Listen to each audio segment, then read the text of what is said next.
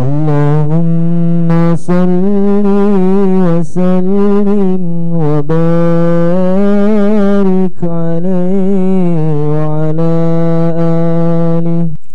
Qad kafani ilmu Rabbi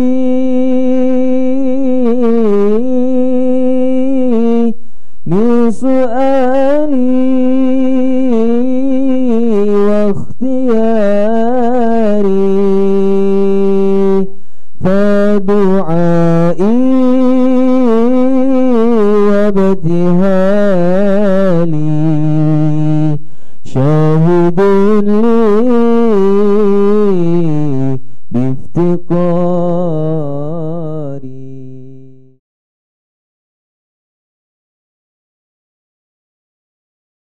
Kalau kita baca cerita-cerita di dalam Al-Quran, ya, seperti ketika Nabi Allah Ibrahim alaihi salatu wassalam, ya, diperintahkan oleh Allah untuk membawa istrinya Hajar, ya, dan putranya Ismail, putra yang dinanti-nantikan kelahirannya setelah usia beliau lanjut, ya. Dan ketika lahir, Allah menguji keimanan Nabi Allah Ibrahim dan juga menguji keimanan dan keyakinan istri serta putranya Nabi Allah Ismail, ya. Nabi Allah Ismail masih kecil, ya, masih bayi, ya. Maka Allah perintahkan, wahai Ibrahim, bawa istrimu Hajar, ya, dan juga putranya pergi jauh dari kota ini dan pindah ke satu tempat yang ternyata tempat tersebut, ya, dinyatakan secara kasat mata oleh Nabi Ibrahim ghairu dzi dzar'in, tidak ada potensi untuk tumbuh tanaman-tanaman, ya. Jadi tempat yang tandus, padang pasir yang sejauh mata memandang, tidak terlihat di situ ada sumber mata air. Ketika sampai di tempat itu, sang istri berkata kepada Nabi Allah Ibrahim, wahai suamiku, ya, begitu jauh engkau tinggalkan kami di tempat ini, tidak ada tempat kami untuk bergantung, tidak ada orang yang bisa membantu kami, dan engkau tinggalkan kami hanya berdua saja. Apakah ini adalah perintah dari Allah? Maka Nabi Allah Ibrahim, na'am, ya. Walaupun hatinya berat, tapi ini memang adalah perintah dari Allah. Maka apa yang kemudian dikatakan oleh sang istri? Istri yang sudah tertanam di dalam dirinya keyakinan dan keimanan yang kuat kepada Allah, idzan la yudayyi'una. Kalau begitu, Allah tidak akan pernah menyia-nyiakan kami. Ya, silakan kau pergi. Ya.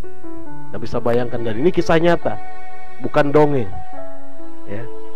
Kisah bagaimana perjuangan mempertahankan keimanan dan juga lambang kekuatan iman seorang hamba kepada Allah, ya. Nabi Allah Ibrahim betul-betul berserah diri kepada Allah, ya. Dia berserah kepada Allah, istrinya dia serahkan kepada Allah, putranya yang dinanti-nantikan selama ini kelahirannya, baru dalam usia sekian bulan kemudian diperintahkan untuk ditinggalkan, ya. Dan apa yang terjadi ketika Nabi Allah Ibrahim pergi? Sang anak haus, mau mencari minum, ya. Maka Sayyidatuna Hajar, Siti Hajar, kemudian mencari kemana tempat air, ya, di mana sumber mata air. Maka beliau kemudian mencari ke sana kemari. Biasanya kalau di padang pasir, ya, yang jadi patokan itu apa? Yang jadi patokan itu adanya kerumunan burung, ya. Kalau ada kerumunan burung itu tanda bahwa di situ ada air. Tapi ternyata tidak ada. Akhirnya beliau kemudian naik ke Bukit Sofa, ya, Bukit Sofa, satu bukit kecil, permukaannya tinggi, untuk melihat sejauh mata memandang. Ternyata tidak terlihat. Ada tanda-tanda di situ ada air. Lari beliau, kemudian turun dari Bukit Sofa, beliau ke Bukit Marwah. Sampai di Bukit Marwah, ya, maka hal yang sama beliau coba lakukan, ikhtiar. Ya, ini yang namanya ikhtiar. Ya, ikhtiar. Beliau tidak diam saja, walaupun beliau yakin bahwa Allah akan bantu, tapi tetap beliau berikhtiar. Ya.